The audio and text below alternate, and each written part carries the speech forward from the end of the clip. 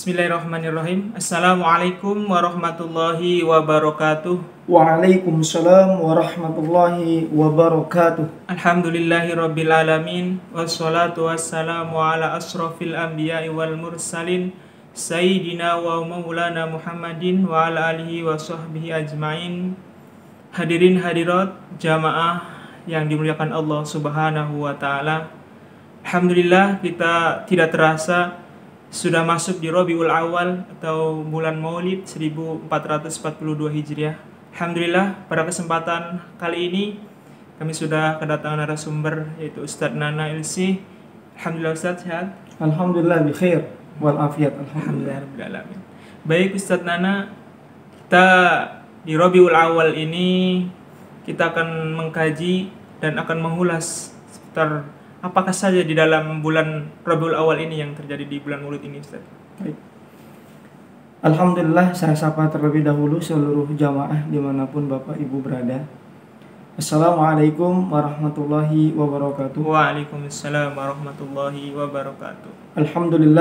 Alhamdulillahilladzi arsala rasulahu bil huda wa dinil haqq liyudhhirahu 'ala dini kullih.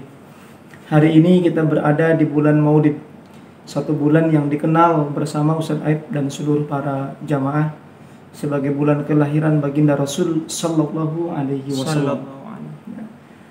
Kelahiran sang kekasih Allah, kelahiran sang Nabiullah, dan ini adalah Nabi terbesar sepanjang sejarah hidup manusia. Dan sudah sepatutnya lah momentum Maulid ini menjadikan kita semakin mencintai, ya, semakin ingin tahu dengan siapa baginda Rasul dan semakin meneladani seluk-beluk perjalanan hidup baginda Rasul Sallallahu Alaihi Wasallam. Begitu Ustaz. Baik Ustaz.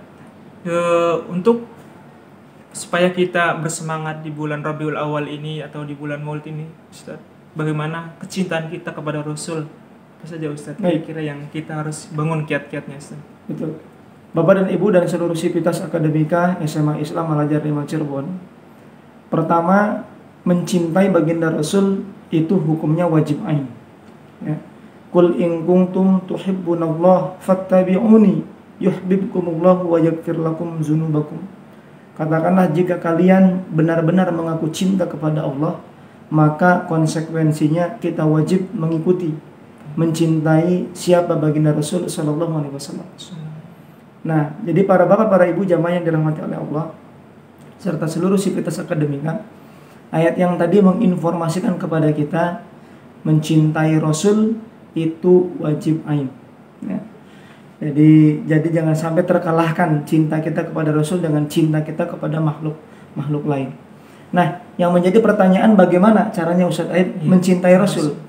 Ayat yang tadi menginformasikan fattabi'uni, ikutilah sunnah-sunnah Rasul Sallallahu Alaihi Wasallam. Jadi bagaimana Rasul minum, bagaimana Rasul makan, bagaimana Rasul berumah tangga, bagaimana Rasul berbisnis, kesemuanya ini wajib untuk mencontoh, berkiblat dengan apa yang sudah dilakukan oleh baginda Rasul. Itu yang pertama. Yang kedua, para bapak, para ibu jamaah yang dirahmati oleh Allah, ya bagian daripada cinta kita kepada Rasul, tunjukkanlah dengan memperbanyak sholawat. Ya, dalam satu ayat Allah menyampaikan innallaha wa malaikatahu yusholluna 'alan nabi ya ayyuhallazina amanu shallu 'alaihi wa sallimu taslima. Sesungguhnya para malaikat, ya, Allah, malaikat semuanya bersolawat. Jadi Allah saja yang menciptakan Nabi itu bersolawat kepada kanjeng Nabi. Nah, maka perintah berikutnya, ya ayyuhallazina amanu, hai orang-orang beriman, sallu, berbanyaklah bacaan salawat kepada Rasul. Nah, jadi ini luar biasa. Kita kadang-kadang mencintai orang lain, kita banyak menyebut namanya, kan begitu Ustaz. Ya, nah yang terakhir, para bapak, para ibu, barangkali dalam kajian ini mencintai baginda Rasul itu wajib hukumnya juga dengan mengenal, mempelajari sirah perjalanan hidup baginda Rasul. Sirah Nabawiyah itu, atau yang disebut dengan sirah Nabawiyah. Ya, bagi adik-adik remaja, bagi para bapak dan para ibu, ya, mari bersama-sama kita bernostalgia ketika kita mencintai seseorang lawan jenis, katakanlah, ya. begitu keponya luar biasa Ustaz Aib. Kita stalkingnya bagaimana status dia, bagaimana FB dia, siapa bapaknya, siapa ibunya, Mau tahu di kesehariannya, Ustaz, mana, ya bagian pengen tahu kesehariannya. Padahal kecintaan kita kepada lawan jenis, tapi kita benar-benar ingin tahu Ustaz Aib. Betul. Siapa dia, siapa bapaknya, di mana alamatnya, kapan tanggal lahirnya. Setelah itu didapatkan, kadang-kadang tanggal lahirnya dijadikan sebagai nomor password handphone kita kan begitu. Ini bagi yang pengalaman saja Bapak dan Ibu. Artinya apa? Artinya begitu halnya dengan ketika kita mencintai Nabi kita. Ya, ketika kita mencintai baginda Rasul, masa iya kita tidak kenal dengan bapaknya, kita tidak kenal dengan ibunya, kita tidak kenal dengan siapa istrinya, siapa putra-putrinya dan lain sebagainya. Lebih-lebih bagaimana dengan sirah-sirah yang lainnya. Artinya apa? Artinya ini ya, barangkali Ustaz Aib yang akan kita kaji dalam kesempatan di Maulid Nabi Muhammad SAW pada masa pandemi ini adalah bagaimana mengkaji sirah baginda Rasul SAW. Seperti itu. Terima kasih Ustadz. Tadi sudah dipaparkan oleh Ustadz Nana LC. Dia menyampaikan ada 2 poin. Yang pertama, kita innallaha wa malaikatahu yusholluna 'alan nabi ya ayyuhalladzina amanu shollu 'alaihi wa sallimu taslima. Jadi intinya kita harus memperbanyak selawat ya Ustaz. Allah saja membaca selawat kepada Rasulullah, apalagi kita umatnya ya Ustaz. Nah, lebih-lebih kita sebagai umat Rasul. Yang kedua tadi Ustaz Nana menerangkan kita harus mengenali, mempelajari sirah nabawiyah. Jangan tidak hanya kenal kita, tapi mempelajari apa yang beliau sampaikan kepada umatnya.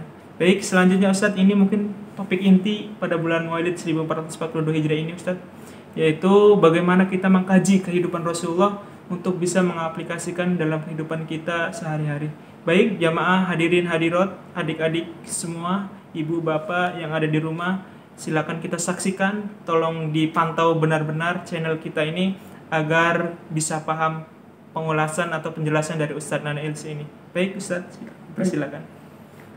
Bismillahirrahmanirrahim, Bapak dan Ibu serta seluruh sivitas akademika yang dirahmati oleh Allah Subhanahu wa taala. Mempelajari sirah baginda Rasul memang idealnya kita punya ya, buku-buku perjalanan hidup beliau. Ya, itu minimal itu. Jadi kalau di rumah kita punya koran rada, di rumah kita punya buku komik, belum sempurna jika perpustakaan kita itu tidak ada referensi terkait dengan sirah Rasul Sallallahu Alaihi Wasallam. Nah, salah satu kajian sirah itu juga barangkali ketika buku tidak ada atau mungkin buku terlalu tebal, kita bisa lihat kajian-kajian. Dan kajian ini sengaja ingin saya sampaikan menjadi 2 sesi ya, dalam artian 2 penyampaian ya, atau 2 pembahasan. Yang pertama adalah qoblal bi'tsah. Bagaimana sirah Rasul sebelum beliau dilantik menjadi seorang nabi dan rasul. Jadi perjalanan Muhammad kecil ya, kemudian sampai besar, sampai beliau berumah tangga, sampai beliau dilantik, itu menarik untuk kita kaji. Dan yang lebih penting daripada itu adalah ba'dal bi'tsah. Setelah proses pelantikan dari seorang Muhammad menjadi nabi Allah, menjadi rasul Allah, sampai beliau meninggal dunia, ini pun jauh-jauh lebih penting. Nah, jadi Bapak dan Ibu jamaah yang dirahmati oleh Allah, tentu Ustaz Aib ya, kita tidak akan mengkuliahi teman-teman kita itu nabi kita lahir pada tahun gajah sekian. Kenapa? Karena ini khawatir akan merendahkan kognitif pengetahuan para jamaah sekalian. Yang ingin kita sampaikan adalah secara garis besar Ustaz Aib. Siap. Nabi kita, Nabi Muhammad SAW ternyata terlahir dari keluarga yang sangat sederhana. Ya. Bapaknya meninggal dunia ketika baginda Rasul dikandung 2 bulan dalam perut ibunya. Kemudian beliau terlahir tidak lama, ya, diasuh oleh ibunya, dididik oleh ibunya hanya 6 tahun, meninggal dunia. Kemudian beliau juga diadopsi oleh sang kakek, ya, diperlakukan sangat baik. Itu pun tidak lama, cuma 2 tahun. Kemudian dipindah tangankan pengasuhannya kepada paman yang sangat mencintai beliau, yaitu Abu Thalib. Nah, yang ingin saya sampaikan Bapak dan Ibu, luar biasa. Nabi kita ternyata adalah nabi yang masa kecilnya hidupnya susah. Sederhana sekali. Tapi lihat sirah telah membuktikan bagaimana baginda Rasul itu loncatannya Ustaz Aib. Dari menjadi penggembala kambing, pengumpul kayu bakar, ya, kemudian menjadi buruh harian, sampai menjadi pengusaha sukses nyaris tanpa modal. Padahal bapaknya bukan orang sugih, ya, ibunya bukan orang sugih. Jadi kalau sekarang banyak artis-artis pamer kekayaan, bapaknya orang sugih, mertuanya orang sugih, mereka bukan teladan kita, ya, mereka bukan panutan kita. Panutan kita baginda Rasul, lihat tuh, ya, terlahir menjadi seorang yang yatim, kemudian belum lama menjadi piatu, dididik oleh kakeknya, oleh pamannya juga tidak berlangsung lama, hidup dengan penuh keperihan, ya. Ternyata beliau menjadi Rijalul An-Najib, seorang laki-laki yang sangat sukses, ya. Sampai di usia-usia yang belum terlalu lama beliau sudah dalam begitu banyak sirah menjadi seorang pemuda yang passive income. Artinya apa? Dia pengen duit itu nggak mesti buka toko, duit ngalir kepada baginda Rasul, kan begitu. Ini adalah kesuksesan yang luar biasa. Yang ingin saya sampaikan Bapak dan Ibu, al-mau'izah, al-ibrah, pelajarannya itu apa? Pelajarannya adalah Maulid Nabi mengajarkan kepada kita, semua orang tua, semua para guru, didiklah anak-anak kita penuh keprihatinan. Jangan dimanjakan. Banyak fakta-fakta di lapangan, silakan Bapak dan Ibu bisa mengeceknya ini. Ada anak dimanjakan, pengen handphone, ya, pengen jajannya, jajan, pengen motor nih, kunci motornya, dimanjakan, saudara. Apa yang terjadi apa? Begitu masa-masa yang harusnya produktif, anak-anak ini menjadi beban yang berat, memberatkan untuk orang tuanya, menjadi generasi nyadong, ya, tidak bisa produktif, tidak bisa melejit. Tapi sebaliknya kita lihat anak-anak yang dari kecil mereka sudah terbiasa susah, hidup penuh keprihatinnya, walaupun bapak dan ibunya orang yang ada, tapi kita lihat ke depan mereka menjadi generasi-generasi tangguh. Nah, jadi pelajaran pertama dari Maulid Nabi ini adalah mari bersama para bapak, para ibu, ya, adik-adik semuanya yang berada di Sivitas Akademika SMA Islam Al-Azhar Cirebon, kita harus move on dari generasi-generasi cengeng, dari generasi-generasi aleman, manjaan, menjadi generasi-generasi prihatin, yang penuh dengan perjuangan. Karena ingat, masa depan kita tidak tahu apakah akan berhiruk pikuk ataukah akan terjal, apakah akan naik turun. Tetapi sirah telah membuktikan Nabi kita semasa kecil adalah Nabi yang hidupnya susah, penuh keprihatinan, dan ternyata fakta membuktikan Nabi kita sukses setelah menjalani hidup-hidup yang sakit, yang pahit dan penuh keprihatinan. Wallahu a'lam bishawab. Itu yang pertama. Yang kedua, Ustaz, ayat ini yang menarik. Nabi Muhammad itu mohon maaf ya, sebelum menjadi seorang nabi dan sebelum menjadi seorang rasul, ini baginda Muhammad ini, Ustaz, adalah orang yang sangat berakhlakul karimah. Padahal Nabi kita nggak pernah tuh dijelaskan SD-nya di mana, SMP-nya di mana, ya?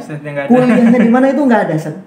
Tapi lihat, gelar sebelum menjadi seorang Nabiullah, sebelum menjadi Rasul Allah, itu sudah mendapatkan gelar Al-Amin, orang yang sangat dipercaya, Ustaz. Dan menariknya, akhlak Nabi itu yang sedemikian bagusnya, yang sedemikian beradabnya, itu membuat semua orang bersimpati, berempati, dan menyukai siapapun dia, Ustaz.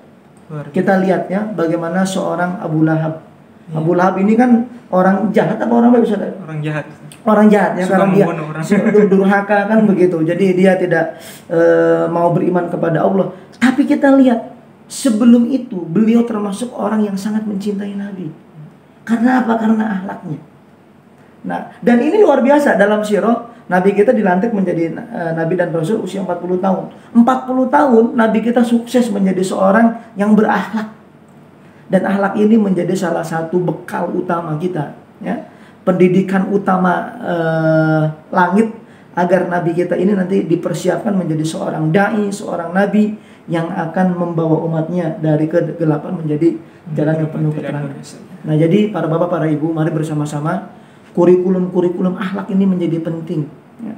Kadang-kadang kita disuguhkan, ya Allah, ini puyeng, pelajaran ini nggak bisa, pelajaran itu nggak bisa, ini banyak tugas. Tapi ada hal yang membuat kita harus merasa berkepentingan, yakni bagaimana mewujudkan generasi-generasi kita sebagai generasi-generasi yang berakhlak. Jadi sebelum anak kita itu berangkat ke sekolah, itu yang wajib disampaikan, yang wajib dibentuk adalah bagaimana prosesi anak berangkat ke sekolah. Apakah minta izin dulu ke orang tua? Kan begitu. Dan itu anak. Dari yang terkecil ya. Begitu. Sebelum anak itu pintar nyari duit, bagaimana nyari makan, itu dilihat bagaimana akhlaknya ketika dia makan. Dan inilah kurikulum Maulid Nabi, yaitu bagaimana menciptakan generasi-generasi muda yang berakhlak, generasi-generasi muslim yang berakhlak. Sebelum mereka pintar, sebelum mereka berprestasi, akhlaknya dulu. Wallahu a'lam bishawab. Ini adalah qoblul bi'asanya, sebelum beliau dilantik menjadi nabi dan rasul tentunya. Baik, terima kasih Ustaz Nana. Para hadirin, hadirat, jamaah yang ada di rumah masing-masing, serta Sivitas SMA 5 Al-Azhar. Sudah kita saksikan tadi ada dua ulasan dari Ustaz Nana LC yang beliau sampaikan. Yang pertama, kita harus hidup dari keluarga yang sederhana ya Ustaz, agar itu bisa menjadikan kita kelak menjadi manusia yang tetap rendah hati walaupun kita subika yang melimpah ya Ustaz. Yang kedua, mungkin saya ingat suatu nama bu'istu utami akhlak yang harus makarimul akhlak. Ketika Rasulullah itu diutus untuk menyampaikan akhlak yang pertama. Jadi kita sebagai umatnya harus ingat itu, harus memperbaiki terus akhlak kita. Tadi Ustaz Nana menyampaikan bagaimana kita bersalaman ke orang tua ketika hendak berangkat, begitu juga ketika kita pulang dari sekolah, Ustaz ya. Baik Ustaz, terima kasih telah menyampaikan.